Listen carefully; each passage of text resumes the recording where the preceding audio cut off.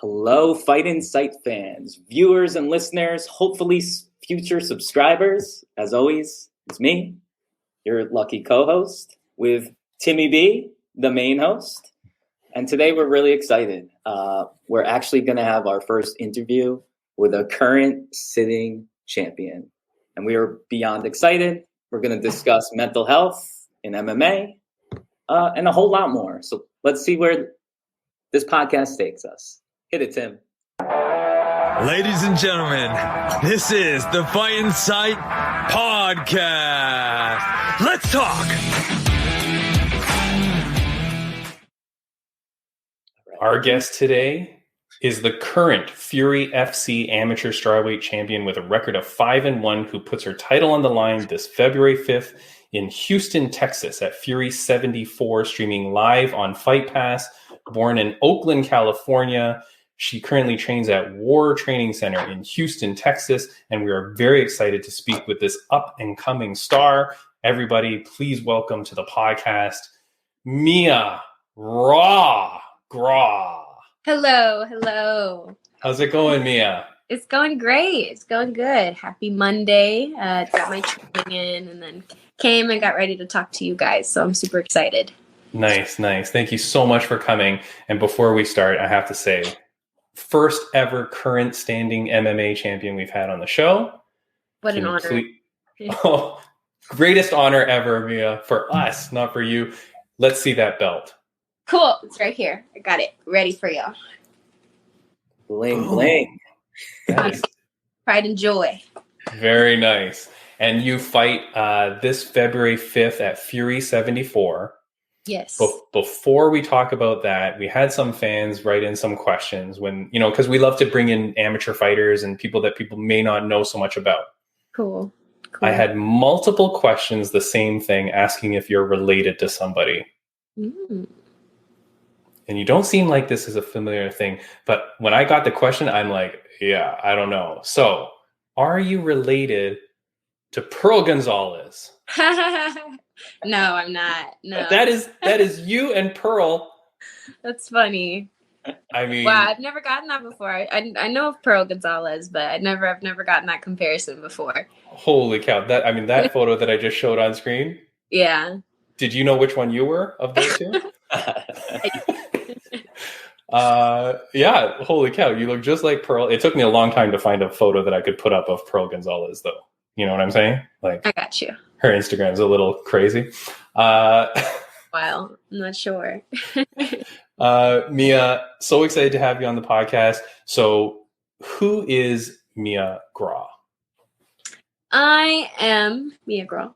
I was born in Houston, Texas. I went to Spring High School. I was kind of was raised more in like the north area. And yeah, I'm a fighter. I'm an MMA fighter. I'm a champion. I found that passion about 4.5, almost 5 years ago. So honestly, like compared to a lot of martial artists, my career hasn't been very long. I started doing MMA like right out of high school, or actually like my senior year. And when I did it, I mean, I thought it was a cool thing to do. Like I just did it kind of for like hobby, fitness, and I ended up falling in love with it, like absolutely falling in love with it. And I just found myself diving like deeper into the sport and getting into like every kind of art, jiu-jitsu, wrestling, taekwondo, boxing, anything really. And then I kind of just started to like build this vision for myself. And I didn't really have a very clear path of what I was going to do with my future. I had just gotten out of high school. I was like thinking I actually did a little bit of college, but over time, I just found myself committing to MMA and I kind of built this career for myself and been going since. That's crazy. Like, were you getting into lots of fights as a kid? I wouldn't say a lot. Yes, though. I did get into a few fights though growing up. Just I don't know where I came from, I guess, and like neighborhoods I was in, Did just you happened. And I win? Yes, those early fights. Yeah, that's the thing. Undefeated on the streets. Undefeated on the streets, yes. And so I kind of knew I had like a fire in me. I knew I wasn't like a punk, you know. I could take a punch, I could give a punch. Okay. Yeah. But it That's was never like, it wasn't excessive. It's not like I was just running around looking for fights or anything like that. If anything, it was always just like me defending myself, you know? And so 5 years of training. So as a young child, you weren't in martial arts or anything like that? No, I took like a karate class for a little bit, like a little bit of jujitsu, but nothing crazy. Whoa, that's crazy. And then so what do your parents think now? Like to Well, see now, their little girl suddenly now an MMA fighter out of nowhere, like within 5 years. yeah. And like sky's the limit now for you. Yeah. They're very supportive. Now they're totally on board. My dad, of course, in the beginning was just kind of like not really into it. He would rather me do any other sport, honestly. But I think just over time and kind of just like showing them what I'm capable of, now they're like fully on board and they believe in me, and I think I could take this as far as I wanted to. That's awesome. That's crazy. And so I do want to say kudos to you, because so now you link up with a very good gym out of Houston, Texas, which is War Training Center, which has UFC fighters, Bellator fighters, right? Like professional fighters. And when I was looking on their roster, a lot of amateur fighters, which I feel is great, because then you're around a whole bunch of people with that same passion and drive. Like, how important was that for you to find a gym where there's a whole bunch of other Mia Graws, you know what I mean? It's so important. Like I love my team so much, and I don't think that I'd be half of the fighter that I am if it weren't for them, you know? We have a really deep roster, and I think I've been there for most of my career at this point. I've been there through like 3 locations, and we're finally getting like very well established, and we have like this good location, good gym. And I've been able to like watch the roster grow, like I think like 3 times the size it was when I first got there, you know? And I think just that collective energy of like everybody there has a common goal, and we're all trying to get to something.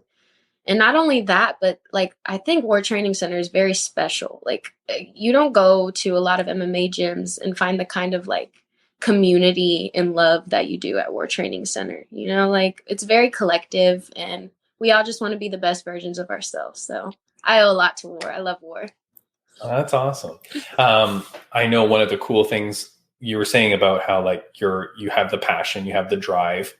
When I watch some of your fights, you can see it. You can see that you're aggressive, that you're going for the win, you're going for the finish.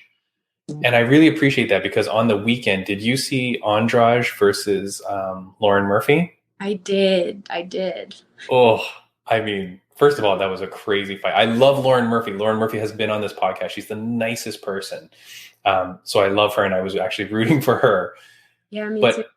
But what Andrade shows is what I see in you, which is that killer instinct. Like, it's not just jabbing for jab's sakes. It's like jabbing to hurt the person, and then like the finishing, like that prowess. So you have that, right? I would say I do. Yes, I definitely go in there for the kill. Yeah. I think over time, I think in the beginning of my career, it was a little bit harder to like control and harness that energy. Like I think in the beginning, I was definitely like very wild and almost a brawler, especially like not really having any kind of like background. Like I wouldn't say I'm a boxer, or I'm right. like I kind of just put it all together, you know? So when I went out there, I was kind of seeing red and just brawling, you know? But over time I've learned how to like take that energy, because I definitely have that energy. Like I'm going in there and I'm going through the fire and flames, and we're going to go to war, you know? So I've learned how to take that energy and just really like focus it over time. Nice. I know I was looking at your online presence. And for people that want to know, you can be found at Mia Grawe. I'm going to put it at the bottom of the screen, but at MIAGRAWE. That's your Instagram. Yeah. You were hooked up with, and I've seen this company a lot, and so I wanted to ask you this question because I've seen it, but millions.co. Yes. And you can purchase the Mia Grawe merch. That's dope. Yeah. Yes, you can. Yeah, I have a few designs on there, and I'm actually about to be dropping the newest one here pretty soon. Right before my fight, I think a week out, I'm gonna drop that line. But yeah, if you guys want to get any merch, it's at millions.co. I have hoodies and t-shirts. I also do just like personalized videos on there and things like that. It's a really cool website for athletes. Yeah, that's awesome. I don't see that. Like, I see it sometimes. I'll see people advertise for that, but normally it's like, superstar. So when I saw it with you, I'm like, oh, this is amazing, because we've seen so many fighters where they're trying to sell their merch or whatever, but to have it on millions.co, that's a pretty cool partnership. How did you get hooked up with them? Yes. My great agent B, she got in contact with them and was able to get me in there and get me on that website, which is awesome. You're right. Like, it's so handy, because I sold merchandise before, like on my own, and it's a lot of work to keep up with everything, so they make it so easy for me, and I love them. Shout out to B and shout out to Millions. Can I ask a question? Yes. Because I think I know the answer. And Timmy B, feel free to cut me off if I'm jumping the gun. I've heard some fighters on this show and elsewhere, they're like, nope, I don't want an agent. I don't want a manager. I'm hearing this from you right now. And as someone who trains themselves out there, I'm wondering, like, it seems to me that you're all for having a manager and an agent, and then it helps open doors and create more opportunity and probably lets you focus more on the art of fighting than all the other stuff. Yes. What's the best part of having it compared to, I'm assuming, before you had it? I would say just that, like being able to focus more on the actual art of fighting and improving my skills and just doing the training and things like that. And I feel like I don't know, because before I even signed with this agency, I kind of had the same views. Like, I'm not sure if I want to belong to a management. I might just want to, do things on my own. But thankfully, I knew B before I even signed with KO Representatives. And like we were saying, she came from Houston. She came from War Training Center. And before I even signed, we had already met, and she had been like always so supportive and helpful and always giving me like the best advice and leading me in the right direction in my career. So, like when I made my debut and when I started like racking up these fights and these wins, I got a lot more opportunity, and I felt like that was like the best thing to do. I trust B. Like, I trust her, and I think she has my best intention, and has helped me a bunch and has made it easier for me to just focus on my training and becoming a better martial artist. Yeah. That's Go ahead, Brady. I was just going to say, I'm also come from the music world, and hearing this, what I think is awesome, you're selling this idea, but also the fact that B comes from that world. Mm-hmm. Whereas in the music world, a lot of those people, they're just suits. Right. Never lived the life of an artist, right? So I appreciate your feedback. Yeah, for sure. I mean, we could easily turn this podcast into a Bi Nguyen focused fan appreciation day, because B is super cool. For people that don't know who Bi Nguyen is, she was on Survivor. That was pretty cool. But she is a mixed martial artist, and she fought for ONE FC and has fought around the world for different organizations. She's very popular on her Instagram at Killer B MMA, I believe is her. But she's like a legit fighter. And then she transitions into the agent aspect or the agent world. And not only that, but she's a female, right? Like, I feel like the ability for her to relate to you and now help you along.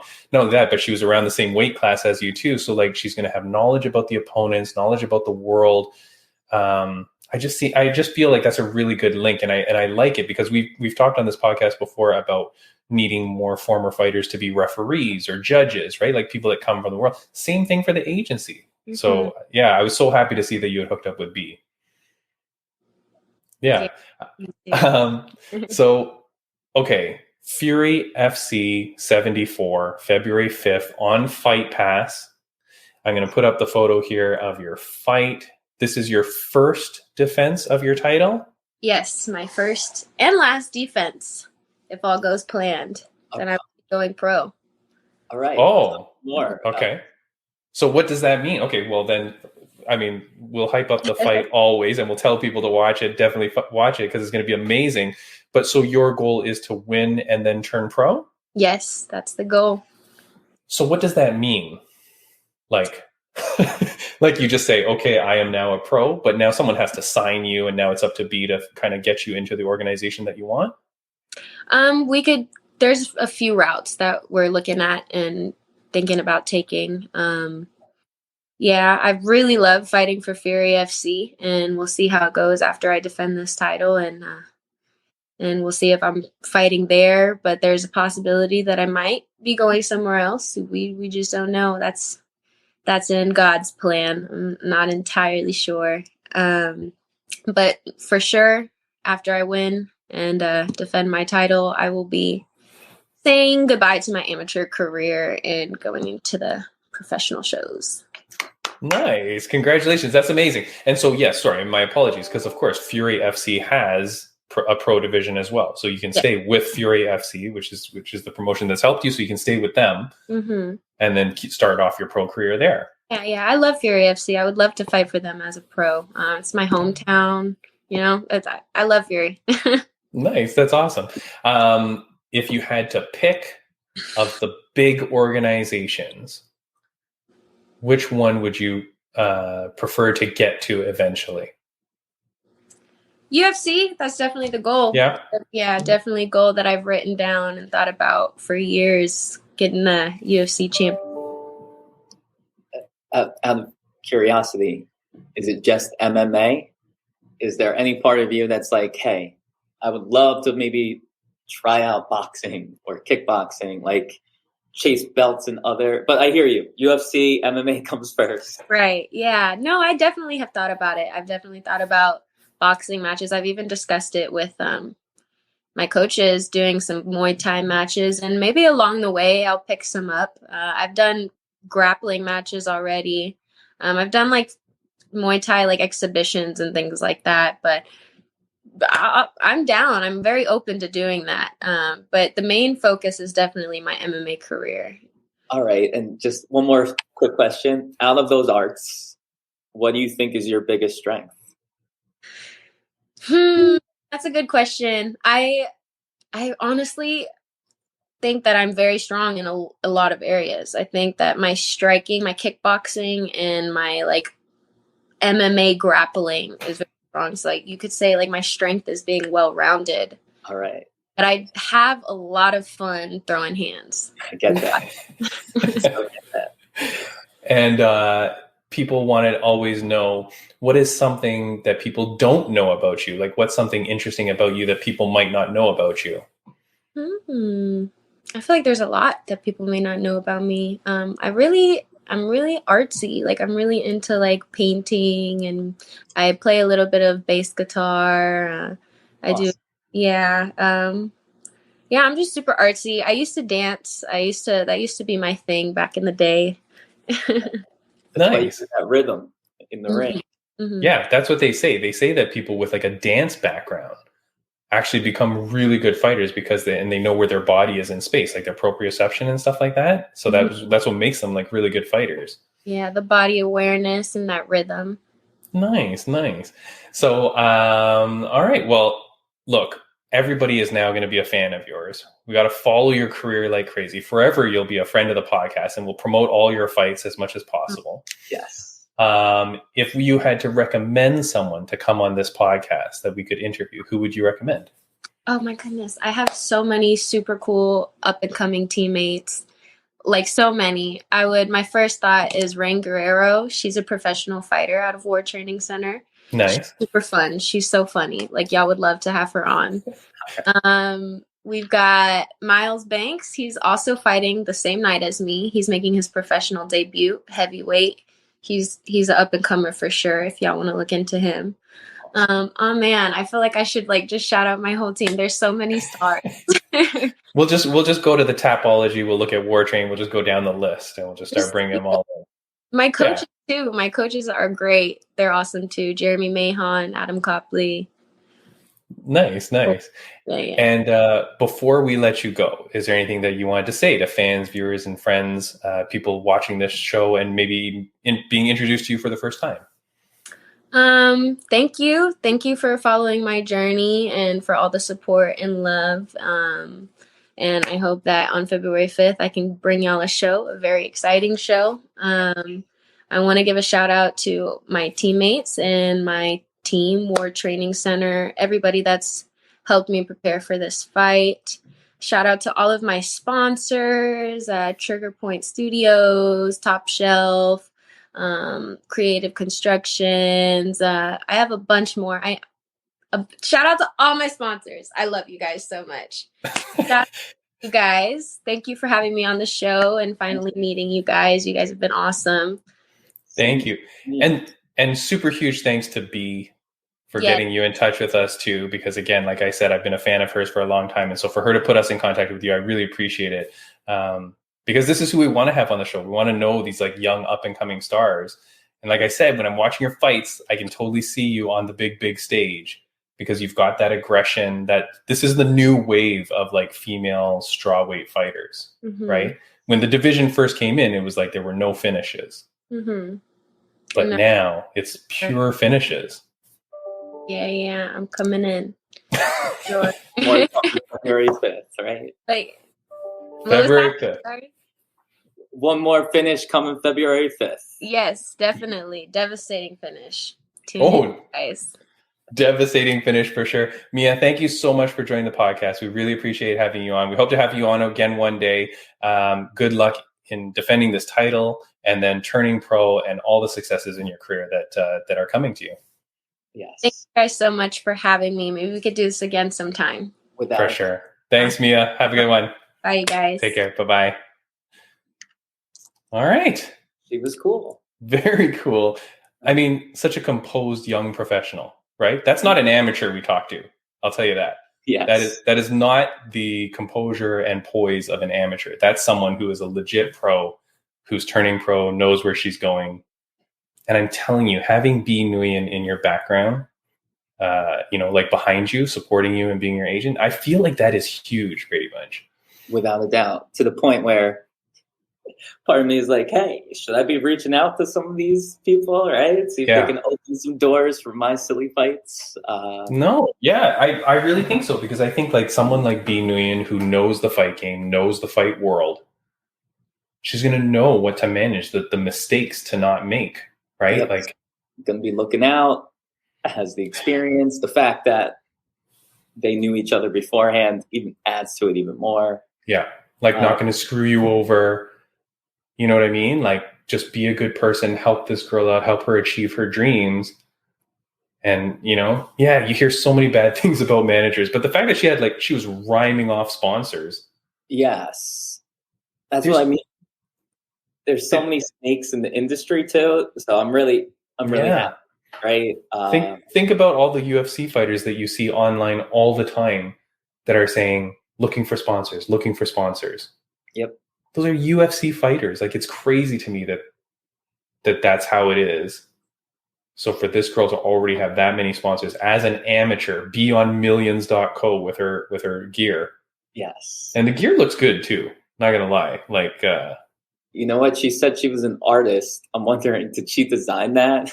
She designed some of these. Yeah. Like they look good, and there was another design. So for people listening on audio only, it's like a gorilla head, like,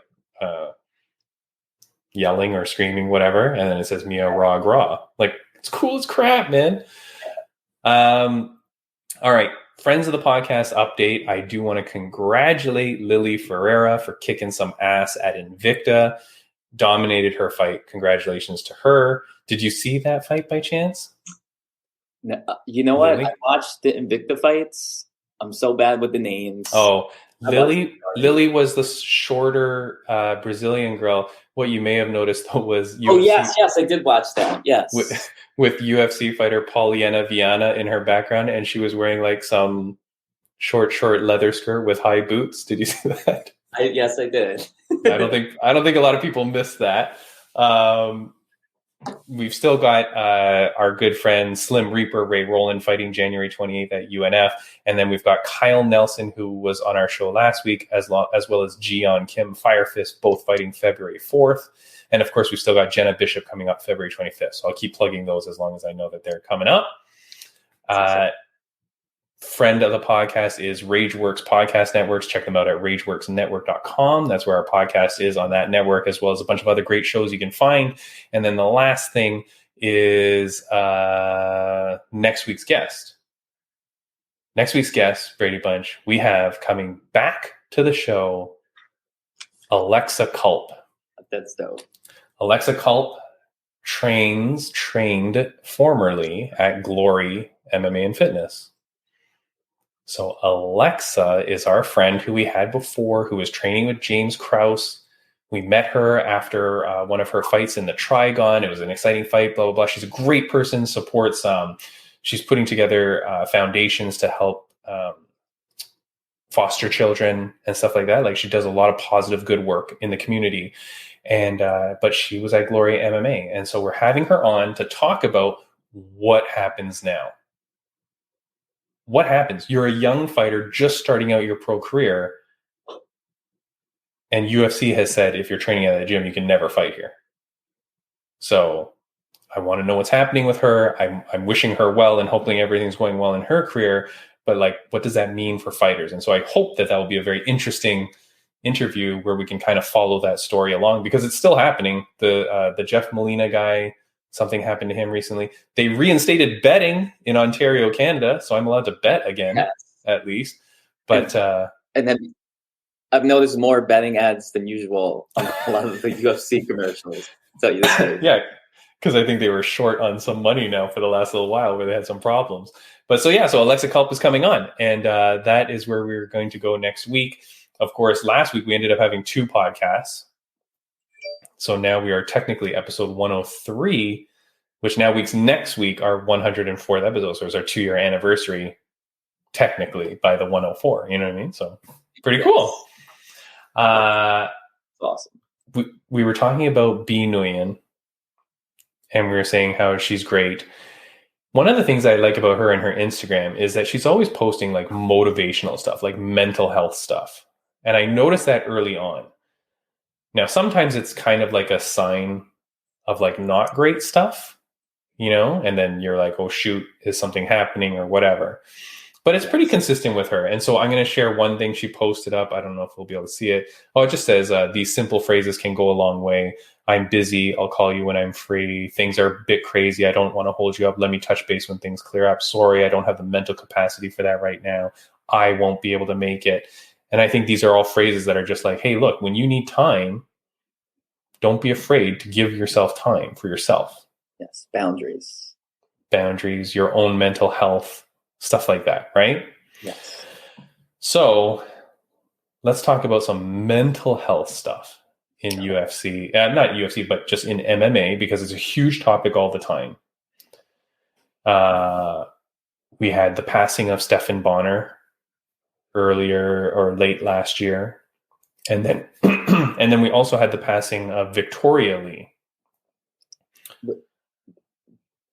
Did they ever come out with the actual, because I know I saw it, but no. Like you, I assume. Yeah, like people, there was no cause related. There was nothing that had said anything, that she was suffering through anything physically or otherwise leading up to it. Then her passing gets announced 2 weeks after she passes with no cause. And then I think it's maybe a few weeks after that, the family closes down their gym. I didn't know that. Yeah, so they closed down their whole facility. And then there was like a public release that said, okay, so for all members, you'll stop being charged as of today, but the gym is permanently shut down, gone. Wow. And so to me, I had already kind of suspected something unfortunate with the passing. And then when you close down your gym, like you have 3 other children that are professionals and training and whatever, and you're supporting that whole community. Obviously, you probably could have other people run the gym if you needed to. So it just leads me to believe that it was maybe some mental health type stuff that led to the passing. Yes. It's terrible. You see it all the time. Like you see people calling out for health. I'm going to put up a statement. This is from Loma Lukbunmi, who's a UFC fighter. But she posted something. This is a while ago. I've been saving this, but it says, I'd like to tell people that are suffering from depression and mental illness that I am one of you too.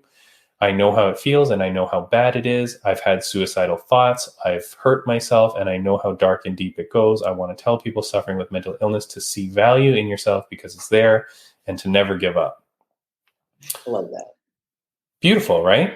Yes. What do you think when you see people posting stuff like that? Like it's just they're an outlet for them, or it's a way to help people? I think it's a little bit of both. I think for some, it's an outlet. They're kind of letting the world know what they're going through or what they've been through. Yeah. But I think a big part of it is a lot of those people don't want anyone to feel like they did at some point in time. And I think with a lot of athletes in particular, tied to perfectionism and all that, a lot of times just like those people that are busy smiling and laughing, and then you find out they took their own life. We see a lot of these cage fighters, athletes in general. Sometimes I think they keep up the walls, the tough persona, right? When the truth is, inside, a lot of them are hurting. And so when they take the time to just explain things like that, going back to Bi, I assume maybe Bi was dealing with some of that in her life at the moment, right? But at the end of the day, I've known people who have killed themselves. And I think sometimes, how do I put this?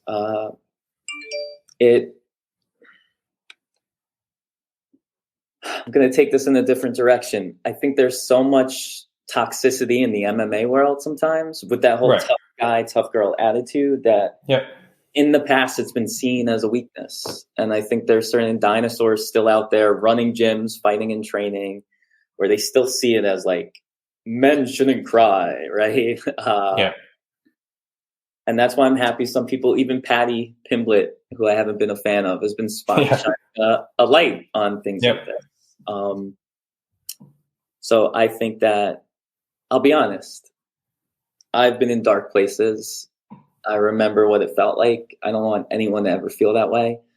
And there was a point where I felt like I had no one to reach out to or talk to. And I'm happy I got past through all of that. But I think we need to hear more conversations like this. When we hear people talking about things like fighter benefits and health insurance, well, I know it might be hard to get a lot of that, but if they could offer fighters like counseling and things like that, I think it would go a far way. But I'm kind of blabbering on. No. Like, this is like a serious topic. So it's like, I don't want to interrupt you or anything. Like you see it, and it's so important. And again, like to go back to Mia and her relationship with Bi, like you hope then that those kind of partnerships and things like that will help people out of those kind of moments, like that you have someone close to you that is similar to you, or that you feel close enough to that you can talk about these things. And you also hope that the stigma is slowly dying. Like you bring Patty up, who always talks about, so does Jared Flash Gordon. He's the guy that continually, like who was his last opponent, continually says mental health is a big thing, blah, blah, blah. I think he's had a sordid past as well. So it's crazy stuff. There was another person that posted. Go ahead. I was just going to say one thing that I hear so many people in many of the gyms I train out of, including myself, I've said this. Martial arts in many ways like saved my life, helped me get out of that depression, gave me purpose, gave me routine, had me feeling healthy. So that's why it's so important too, because a lot of us found this world trying to escape those dark clouds. Yep. But yes, you were going on. And very well said on that point. Like the benefits. So for people that are listening to a MMA podcast or a combat sport podcast like ours, trust me, if you're not involved in the sport that you love, it is so easy to walk into an MMA gym, join it, a boxing gym or whatever, and then immediately the camaraderie, if it's a good gym, let's hope that you find a good one, but the camaraderie, the family environment, the feelings, the endorphins you get from exercising and all that. Like if you're at all in a dark place, it's the perfect place to go to kind of help you out of those kind of things. And you know what? I'm sorry that you just made me think. I've heard this from even athletes like professional Olympic gold medalist skiers, right? Say you're used to that. You find your happy place. You're in a gym. You found your family. And then you blow your knee out. Or you blow your back out for a bit, right? And you can't train, right? I've been there. I felt the dark clouds coming back for a bit. And then once I get back to the gym, it's there, right? And so, and I'll be honest too, I think there needs to be more talk about things like I've taken antidepressants to get through dark periods, right? There should be no shame in that stuff. But yeah, go on. I'm sorry. No. And it's just, it's one of those things that we talk about or that we see, like even the Stephan Bonnar thing, because you're talking about like when they leave the sport or whatever, like when you retire, that's a huge worry too, right? Because when you retire and you lose that purpose in your life, like what happens? And there was a lot of talk, like people were very aggressive on the Stephan Bonnar thing, accusing UFC, you should have done more. He created your business. You should have just been paying him money forever. And it's like, all right, dude, that's not the way it works, But like ultimately, people need to look out for their own health. So that's like really important message. But also, if you're around someone else that looks sad, that looks down, feel free to ask them, hey, are you okay? There was one person that I knew, and I've known them a while, and there's one time when I was talking to them, I could sense that something was off. Like I could sense something was weird. I wasn't even huge friends with this person, I would say, but I noticed, and I asked them a few times, and then they said, yeah, things are okay, whatever. And then they just kind of brush it off. And then I asked again later, and they're like, oh, okay, yeah. We finished our call. 10 minutes later, the person calls me back and says, hey, you were asking something a few times, so I'm thinking you sensed something. And then they opened up to me. And I was really happy that they did that, just for the sense that I felt like, okay, well, now at least you can come to me. Yeah. And so I think it's important, if you see people in a down spot, like say something. I'm going to I love that he called you back, though. And I love that you asked more than once, right? Because that shows you cared enough. And trust me, I felt like a jerk. Like, because I felt like I was prying, or I felt like, maybe this person doesn't want me to ask anything or whatever. Or they're embarrassed about something. I don't know, whatever. Like you feel bad doing it. Trust me. Yes. But if it's worth it in the end, it was worth that awkwardness for me, for sure. Here's a statement I saw on someone's Instagram, and I want to take this in a few directions. All right. This is Tracy Cortez, and her Instagram said, I know after my fight, I've been a little MIA here on social media. I'm going to be as honest as I can be. I'm currently in a place in my life where I've just been going through it physically and mentally. I want to say I haven't been in the right headspace since sometime in August. Life has been testing me under circumstances that I least expected. I'm currently healing. I'm prioritizing my mental health and just taking life a day at a time. And it goes on. And this is one of her posts. And I'm like, oh shit. And I think this was right. Maybe this post was around the time when she bailed out of her fight with Amanda Hebus. And there was really no known reason. And everybody thought it was because she was pregnant or something, because she was with Brian Ortega. And then, so now, flash forward, we now realize they've broken up. I don't know if you know that, but she's deleted everything about him on her social media. He's deleted everything about her. She changed her name back to Tracy Cortez. Maybe that's what some of this was going on about. Yeah. But I do want to go on a little bit of an awkward angle on this. That emotional post that Tracy Cortez posted, this is the video that was the video of that speech. Okay? This is the video of that thing that I read.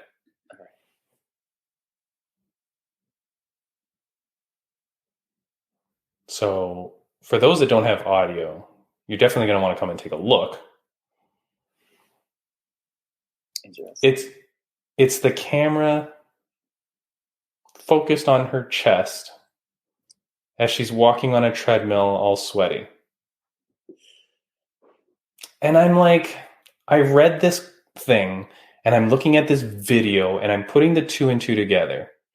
And I'm like, ugh. Like, I hate that she even thinks she has to post that video to then write that. You know what I mean? So you know what? Being someone from the entertainment side of it, yeah, that makes me sad too. And knowing little silly things like they tell us now, like, oh, pictures don't do well with the algorithm. You need a little video. And so part of me wonders if, yes, she felt pressured. Hey, for anyone to even see this, I have to post some type of video. B, maybe I get more notice. Whereas in a way, I feel like, this is my opinion, it could have been any picture, any video, or even just those words, right? Spell out the message. Or we may be overthinking it. Maybe I'm just overthinking it for sure. Right? Maybe that's her happy spot, getting sweaty in the gym. Feels good about how she looks. Who knows? I know, but I just, like, when we're talking about mental health and we're talking about people like getting out of that stressful environment and stuff like that, I just felt like that was a somewhat of a good analogy to look at, because I'm thinking, and again, I don't know anything, but I just thought it was strange that that was the video that you attached to that wording about how important and sensitive that wording is. But then the video is that. And there were photos attached to it, blah, blah, blah. Like, and I'm not judging. Of course not. I'm sure it got, it did well. Yes. But did well for what purpose? Like, it's just weird. It's like some weird conundrum that she's in. That it's like, okay, well, I have to post this because this is what people expect of me. Yeah. Maybe this is what makes me happy and whatever. But then I'm also going through a lot of shit. And it's like, okay, well, I wonder what is making you go through that shit too. So it's just tough. You see fighters all the time. Like, I don't even understand how these fighters have time to post as much as they do with all these photo shoots constantly. Yes. And you know what, too? I also think about how many, I wish we could have asked our last guest this question, because I know she was like, I'm done with my training for the day. I was going to ask, how long are you training each day? Because yes, they have so much to do, from the photo shoots to the closer they get to the fight. They got to make weight. Double sessions, long, yes. I can only imagine the stress. And on top of the fact that they're not being paid well for fighting. Yes, some of them get those sponsors and all that, but right. Well, she's an amateur, so she's getting paid $0 for fighting, presumably. I didn't realize. Right? Yeah, so she's an amateur, so she's getting paid $0. Oh no, I meant, I'm sorry, brain fart. I was referring more to Tracy. Oh, Tracy. Oh, I'm sure Tracy makes $1 jillion in sponsorship and whatever, right? But yeah, I don't know. But no, even, because we were talking, I said about how she looked exactly like Pearl Gonzalez, right? And thank you for those that sent that in, because yes, dead ringer. But like, even Pearl Gonzalez, like her posts and like her Instagram, it's a lot. Like, there's a lot going on there. And we've had other people come on our podcast and talk about other fighters and their OnlyFans and their whatever. And it's like, I don't know. We're just in a weird time now where these female fighters seemingly have to put this content out, right? We had Helen Peralta on our podcast, who just got signed. Oh, that's another thing. Helen Peralta and Caitlin Catlis Neal both got signed to the PFL Challenger Series. Interesting. So they're both fighting in the PFL Challenger Series. Anyways, when Helen Peralta was on our podcast, she goes, yeah, sex sells. And if I don't put myself out there and I don't whatever, then I don't get sponsors. I don't get whatever. And that's why she's been going into her weigh-ins now, and she just tapes her nipples and walks in naked. You know like, what? she's crazy. Like, not she's crazy. It's crazy. So kind of going on a side note, but I think about when it comes to the female fighters, there's a whole added level of stress because let's keep it real, right? Maybe some of the heavyweights will be ranked on in the male fighters for build or look or whatever, right? But these women, they're under a microscope. Yeah. Men make such creepy comments. I'm wondering what they're thinking about when it comes to their bodies. But in particular, this is one theory I have. I'm curious how many women fighters out there who have gone under the knife to get breast augmentation. Mm-hmm. I think some of that comes from the pressure of being on TV, sex sells, all that stuff, Mm-hmm. right? So that's part of it. But then what I've caught on to is a lot of them go that route and their win streaks die out a bit. Because they're forced. Part of it is they're now carrying extra weight, a few extra pounds that they will never be able to lose. Right. And sometimes I just think that's so unfair to some of these fighters. But they feel pressured. Like I've heard, like let's. Yep. Sure. No. Today's day, you have to look good to succeed. Yes. That's kind of how it is. You know. It's a weird world we live in, but it's just, so we wanted to talk about the mental health and kind of just how like we can see this impacting, like from the deaths that you hear about. And of course, no, I'm not saying anything about Bonner or Victoria Lee. I don't know anything, but I'm just saying, like, you can guess. And you see those things happen and you see the people posting heart-wrenching accounts of themselves and what they're going through and trying to help people. And then you see people like Bi Nguyen who are posting supportive messages and things like that to get people. It's so important, like it's really important to kind of be that positive light in society. Because I'll tell you, after we posted our podcast with Commander Dale, hate, right? Like it's just fucking hate, and Dale talked about it. Like it's the minority, but it's a vocal majority, or is that minority of people and just hate. And I've convinced a few people. I've been able to talk to a few people on our posts, and I said, hey, I think you should listen. I think you should understand. Like, what if you had a daughter who wanted to take self-defense classes? Do you think if you can beat them up, that then they're not a valid self-defense instructor? Like, that doesn't necessarily make sense, And like, there's skills or there's techniques. Like, I watched a video today. Literally, it was a female MMA fighter, pretty successful, and she was posting a video. Literally, the caption was like, things you could teach your daughter to protect herself. And the very first thing, eye gouge, right? Next thing, knee to the crotch, right? Here's the truth. Yeah. This fighter can pull off all those other moves, just like Sean Strickland, right? Yeah. But the message was like quick survival tactics. Right. Make your enemy or attacker hurt in pain and you get out of there. And that's where I agree with you. And I think Sean knows that. Well, deep down, he's being a goof. Yeah, it's weird, like he does that reaction video to our post. But even when he starts the reaction video, he's kind of smiling when he starts. And he's like, hey, Detroit Dust, right? Like he's smiling when it starts. So I'm like, wait, I'm not too sure if this is still part of the spiel or not. I would love to have him on to talk. But yeah, and like what I was trying to tell people online, which I did the first time Dale came on our podcast, was like, look, he's teaching about stuff like if you were about to die, like what is something you would do? Yes. So like, yeah, that's why it doesn't make any sense. Like Sean Strickland, like, yeah, come to the desert and let's do it. Like if you're Dale, he's like, so you want me to gouge your eye out? Like in case, like, and again, you might do any number of God known things to me, but you're willing to meet knowing that I might gouge your eye out? Like that's pretty fucked up. I don't think we're really doing that. So that's how confident Sean is, I guess. I guess, but like, you know what I mean? Like anyone can get lucky. Anyways. No part of jumping back to mental health. Yeah.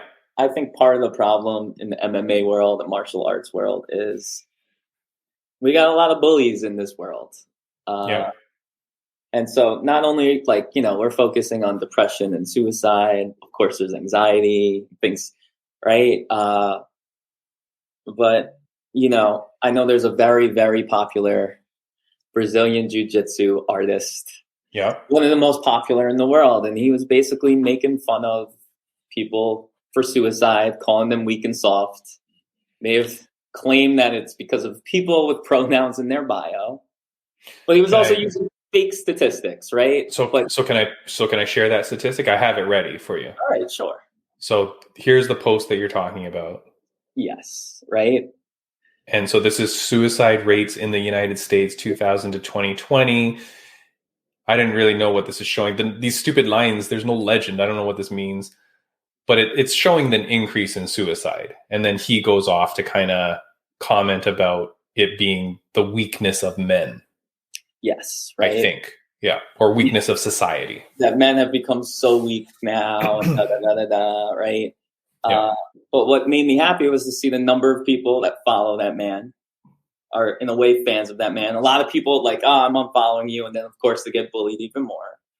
But I saw a lot of people speaking out, talking about like, hey, my best friends when we served overseas killed themselves, right?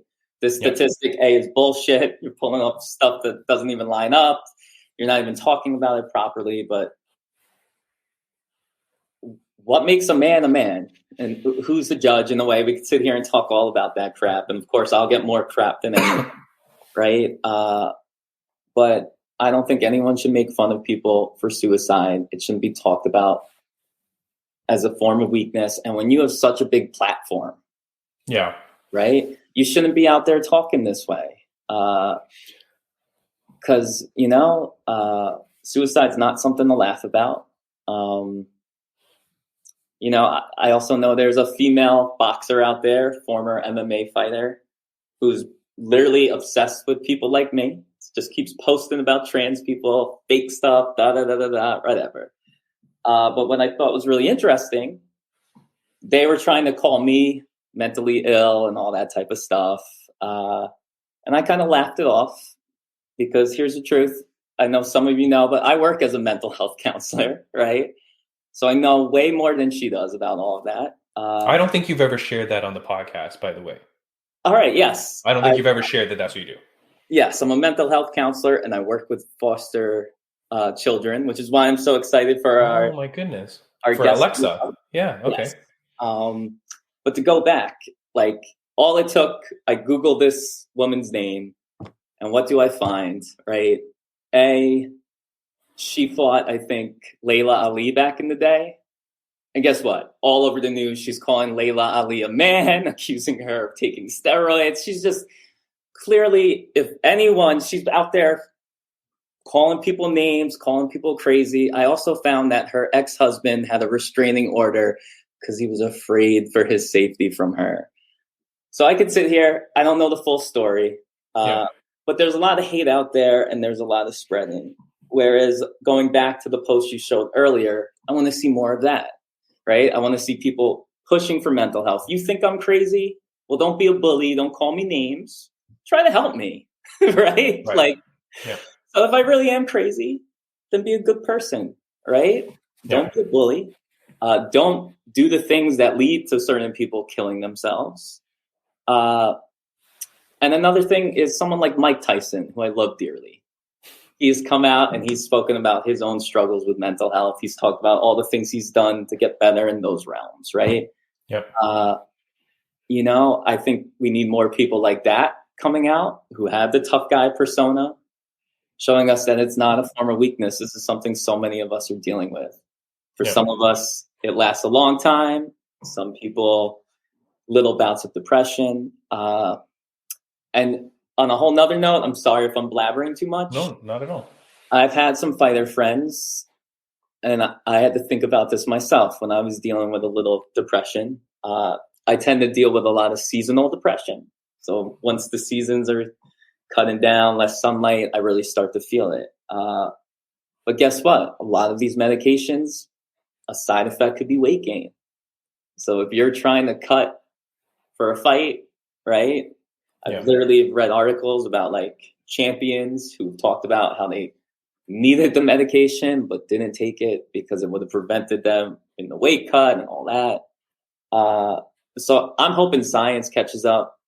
I know they now have things like ketamine treatment, psilocybin treatment for depression. I've seen some athletes out there promoting that stuff, which I think is great as well. So yeah, I just think, at the end of the day, people need to be better people, nicer people. And yeah, so I'll say if anyone is in need of mental health, there's plenty of resources out there. Maybe in the future, we can share some in the podcast. And in fact, Timmy, sometimes I think about what to do with my life. There's plenty of things I do. But sometimes I was debating starting some type of mental health service or clinic specifically for fighters. Where, there's actually certain models and techniques you could learn because there's a unique brain and heart inside people who are often just athletes in general. That's actually really good. I wonder if that exists. And if it doesn't, copyright, Fight Insight copyright, Braydbunch copyright, patent pending. Sure. But yeah, you should definitely look into something like that, because that might be a service that, could go all around the world. Like there's things, we talk about the healthcare, and I've put it up before, but like in the Philippines, there's a senator trying to petition the government to provide benefits for former world champions. That's awesome. Like that the government would sponsor their athletes for lifetime healthcare and blah, blah, blah, or pension, stuff like that. Right. Yeah. So look, there's people that are supportive of trying to get people help and stuff like that. There's got to be, what do you call it? Like programs or like money awards or cash awards or whatever for people that want to start things like that. Yeah, some grants and things grants, like that. Government grants, things like that, or like organizational grants, things like that, where they would say like, hey, look, if you want to start something to help people, we can try and help fund this. You should definitely look into that, because that would be a huge thing. Yeah, fighter mental health, why not? And guess what? I believe that I can do this, and I believe someone like you and some of these people we meet each week will help get the word out if done right. But I appreciate hearing that. And you know what, too, Timmy? When we talk about going back, I'm sorry. Yeah. I'll make this as quick as possible without blabbering on. I think about, was it Phil Baroni just killed, his fiance or girlfriend in Mexico? Do you remember that fighter War Machine that was dating? Yeah. Right? And he's, I think, got a life sentence or close to it. There's so many things that go on, right? That if every fighter was going to talk therapy once a week, just the benefit it would have on them, the sport, their family, their friends, right? The things it could prevent from happening. Imagine if Dana White and his wife were in intensive therapy, dealing with issues they had. I bet you New Year's Eve would not have happened. So yeah, this is needed.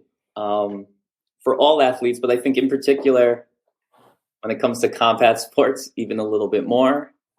And I'm sure the CTE that may come from some of this could add to more need and help when it comes to mental health down the line. Right.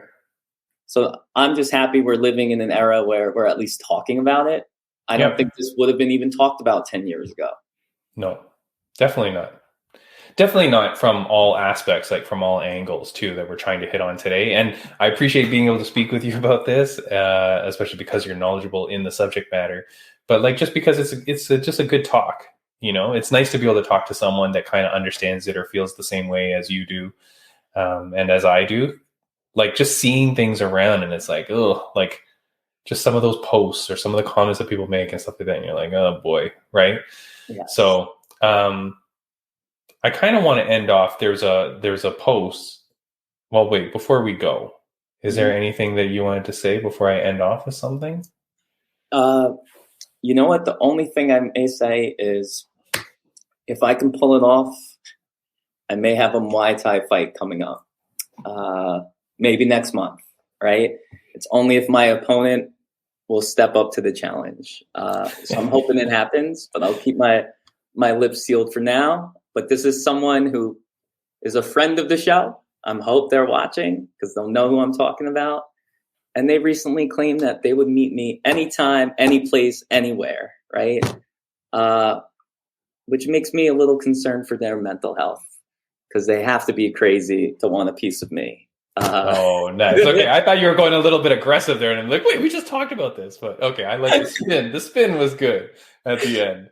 All right, so I want to end it off with something that our friend of the podcast, Bam Bam Barberena, he just posted recently, and I thought that this was something nice. So I want to say that, okay, hold on. As I'm about to do this, I get a message from one of Mia Grawe's friends. So I know Mia is gone, but this was from Sandy Jerez. Get Fitty With It is her Instagram handle. She's a friend of Mia, and so she didn't get this in on time, but that's okay. She just said, hey, you should ask her about the first time we met or sparred. It was funny because back then I thought she was cocky and stuck up. And when we sparred, we went hard as fuck. I remember kicking her and being like, let me know if I'm going too hard. And then a few moments later, she fired back and asked mockingly, let me know if I'm going too hard. She's always been a dog, and I've always admired her grit, talent, and hardworking mindset. We'll beat it out of each other today, but it's all out of love. So Mia, if you listen to this, that's a lovely message from your friend, Sandy Jerez. And that speaks to who she is. Okay, so ending off with just these kind words that Bam Bam had posted on his Instagram. Guys, follow us on Instagram, Spotify, YouTube, whatever. Put likes, comments, all that stuff. Tell your friends about us. We really appreciate that. And we will see you next week with Alexa Culp. Here are the words that Bam Bam had posted on his Instagram before we go. It says, I believe it's from Lisa Buscombe. It says, if I could give you one piece of advice, it would be this. Define what success means to you. Success isn't always $1 million in the bank, a 7-figure business, having a fancy car, overseas holidays, and trendy labels. Success is waking up every day and smiling. Success can be a home filled with loved ones, going to sleep each night happy, knowing that you are following your dreams, doing more of what lights you up. Success is not the same for you or me. Success doesn't lie within society's ideals. Success lies within you. And the biggest mistake you can make is following someone else's idea of success and leaving your own dreams behind. I love that. Beautiful, wise words by someone, but Bam Bam Barberena shared that. And so I appreciate it, my friend. Be good to each other, right? Be good, be a good person. That's the most important thing. Brady Bunch, next week, episode 104. We will see you then. Yes, I'm excited. Thank you as always. Subscribe, people. Yeah, subscribe. What are you doing? Hurry up. All right. See you later, Brady Bunch.